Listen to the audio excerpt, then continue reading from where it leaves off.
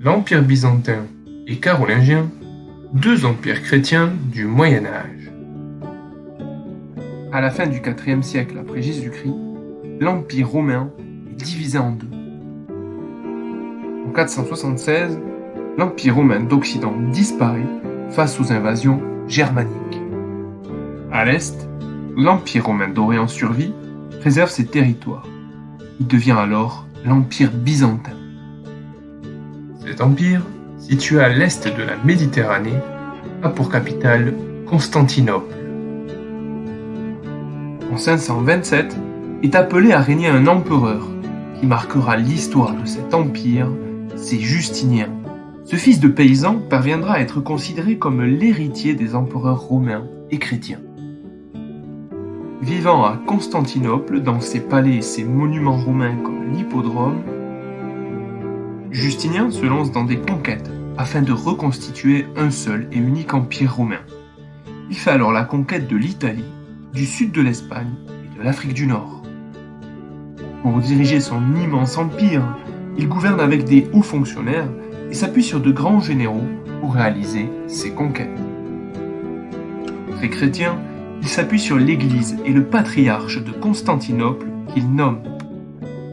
Chef politique et religieux, il fait construire la basilique Sainte-Sophie et développe l'art byzantin.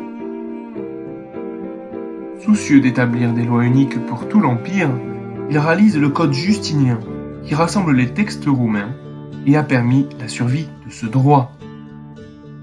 Durant son règne, Justinien a affirmé son empire sur son territoire et son pouvoir absolu sur sa population.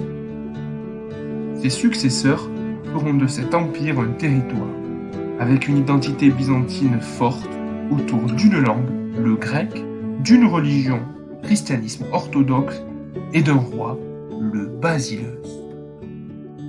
C'est à partir du IXe siècle après Jésus-Christ qu'un nouvel empire chrétien voit le jour en Occident, c'est l'empire carolingien. En 768, Charlemagne devient roi des Francs. Soutenu par l'Église, le pape le fait empereur romain d'Occident en 800 à Rome. Charlemagne est un roi et empereur conquérant. Il dispose des mêmes pouvoirs qu'un empereur romain. Il fait la conquête de la Saxe, de la Bavière, du nord de l'Italie et du nord de l'Espagne. Il vit dans son palais à Aix-la-Chapelle, qui est la capitale de son empire. Pour diriger, il utilise les comtes et les évêques et fait appel aux missi dominici pour les surveiller. Mais l'immense empire de Charlemagne ne va pas lui survivre bien longtemps. En 843, ses petits-enfants se partagent cet empire en trois. C'est le partage de Verdun.